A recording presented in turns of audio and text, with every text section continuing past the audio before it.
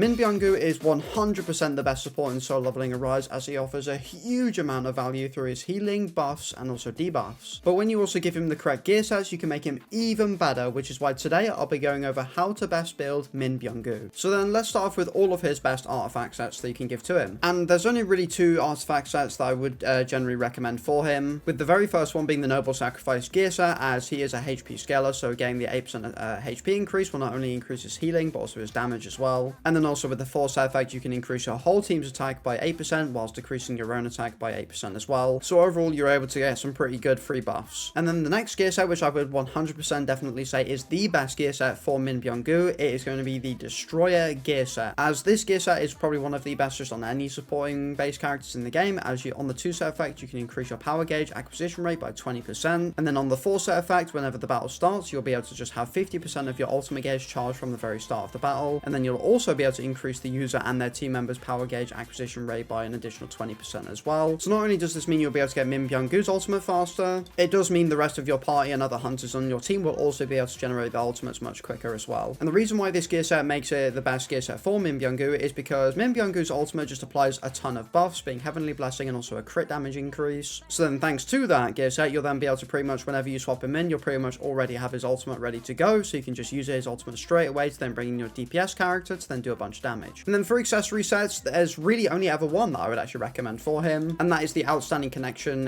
gear set, as because Min Byung-Gu is just a fully supportive character, you do definitely want this on him, as pretty much what this does is basically whenever you tag out from Min Byung-Gu into the next character, they'll be able to get up to a 28% attack increase for 15 seconds if you do have the 4 set effect, which for me does easily just make it the best one, as the others just, in my opinion anyway, don't really offer anywhere near as much value as the Outstanding Connection one does. So then let's talk about all of his best main stats and also substats for his gear pieces. And starting off with his helmet, and for the main stat of the helmet, I would definitely recommend HP percent or additional HP, as obviously, like I've mentioned before, all of his skills and healing does scale off of HP, so you'll want as much of that as possible. And then as always, the body armor as well as the gloves will always give you attack, so again, there's no reason to worry about that. And then for the boots, you have 2 options, and those 2 options are either HP percent, of course for the reasons mentioned before, but also crit damage. As if you didn't know it already, basically Min Byung-Gu's crit damage buff that he applies with his ultimate will increase equal to 40% of the amount that does exceed Min Byung-Gu's basic critical hit damage already. So in order to really benefit from that, you are actually going to need some more crit damage stats on him, which does make the crit damage main stat on the boots really valuable, but also HP does also give you a ton of value as well. But overall, I would definitely probably recommend crit hit damage over HP percent, just because you do want to just have him buff your damage as opposed to heal you more so, because the damage increases that he applies are way more valuable than his healing. So then onto the accessories, and of course the necklace will always give additional HP. And then for the bracelet, of course you're going to want to go for light damage, and of course I do have the water damage on this bracelet, so just ignore that, because unfortunately I don't have any light damage increase or percent bracelets for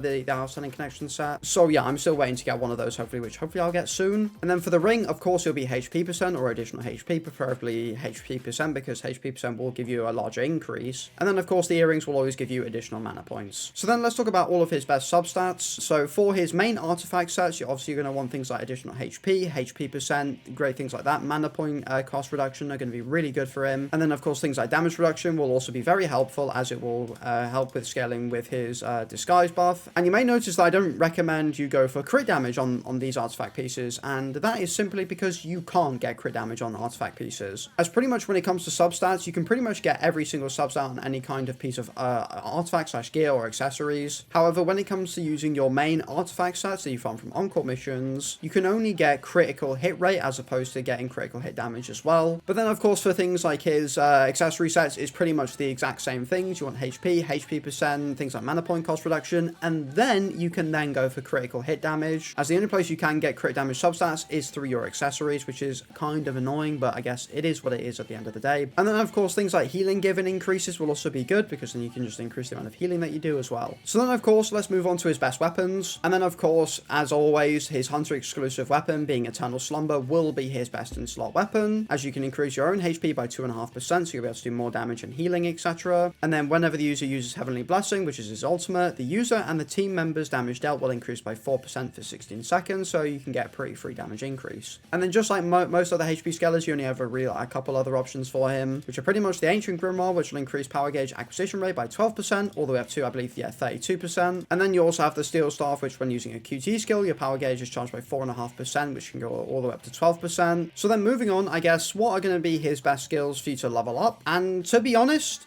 you don't really have to level up any, as pretty much Min Byung-Gu's main purpose on pretty much everyone's teams is going to be able to apply his buffs, or mainly these two buffs, as well as the punishment debuff that he can apply as well. And because that's his main job / role, whatever you want to call it, that's why you don't really need to level any skills up, because when you do level up your skills, it will only ever increase the damage and nothing else, so that's why you don't really need to. However, you obviously can, and if you're going to level up any skills, I would recommend Conviction of Light as being your first skill that you do level up, as this skill is an amazing skill, obviously being able to apply the punishment debuff, but it's also really good at grouping enemies together in things like the goblin waves and stuff like that, which are really, really good. And the same goes for Light's Glimmer, as you can always take more damage from this, as it's a pretty massive AoE circle, so if you want to do a bunch of AoE damage with it, you can also do that. And then of course his ultimate as well, as it also has a pretty massive AoE and can do some decent damage if you do level it up if you would like to. And then finally his core attack Holy Mace is also not too bad, as you can get a 50% damage increase when disguised, so if you can get the disguise buff,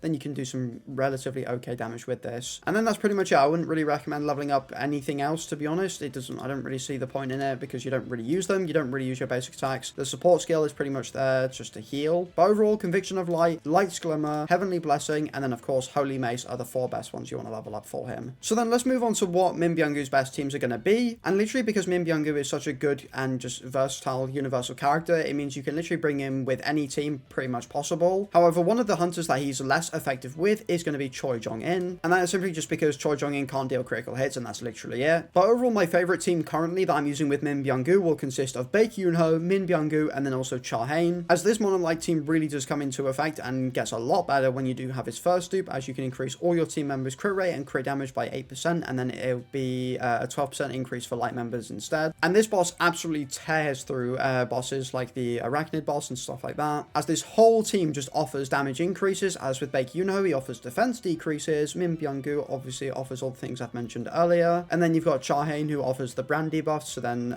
do more crit damage, whilst also she just also does a ton of damage as well, and then Baek Yoon-ho also does break damage, which makes it just honestly a perfectly balanced team. And then as for rotations, the reason why Min Byung-Gu is second in line is simply just because you can then get your disguise buff, as I haven't really covered what this passive does too much, as pretty much the disguise buff is applied whenever you tag in or use divine punishment, which is just his QTE skills, which is also technically when you're switching in. And this will enhance things like Heavenly Blessing, Light's Glimmer, Conviction of Light, and then also Holy Mace as well. And the most important part is going to be with Heavenly Blessing and also Conviction of Light, as starting off with Conviction of Light, as normally when you use this skill, the punishment debuff will only be a 5% damage, increased damage taken debuff that you apply to the enemies. However, when Min Byung-Gu does have that disguise buff, the damage increase from punishment will literally triple and go from 5% all the way to 15%, which is a really big deal. And then of course with his ultimate, normally without the disguise buff, you'll only apply Heavenly Blessing. However, with when they use his disguise, you'll be able to apply the critical hit damage increase effect to your entire team, which is this buff right here, which I've mentioned before. So then there's really not really any point in leading off with Min Byung-Gu, again, only in really scenarios where you're facing off against a ton of enemies, so you can use things like Conviction of Light to group them all together, because that skill is very, very good at doing so, which is why you definitely want to have him second. And then whenever you use this team, or just any team with Min Byung-Gu, you'll definitely want to always have your DPS come after him, as because if you are using the Outstanding Connection gear set, you'll want to give them that attack increase, so in order for that to happen, you're going to need to have him